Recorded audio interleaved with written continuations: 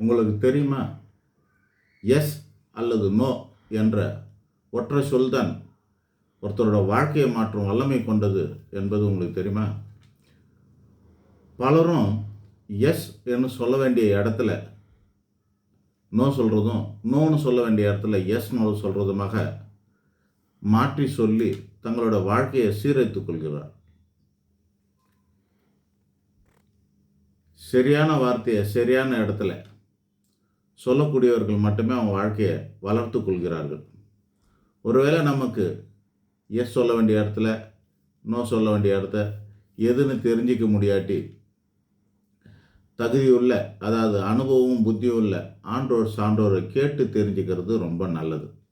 நாமளாக அதை எஸ்ஸா அல்லது நோவான்னு தேர்ந்தெடுக்கிறதுக்கு முன்னாடி கவனத்தில் கொள்ள வேண்டிய விஷயம் என்னென்னா, விருப்பு வெறுப்பு இருக்கக்கூடாது. எனக்கு பிடிக்கும், எனக்கு பிடிக்காது அப்படிங்கிற எண்ணம் இல்லாமல் எங்கே எஸ் சொல்லணும், எங்கே நோ சொல்லணும்னு தெரிஞ்சுக்கிட்டால் அவன் வாழ்க்கையில் பெரிய ஆள் ஆகலாம்.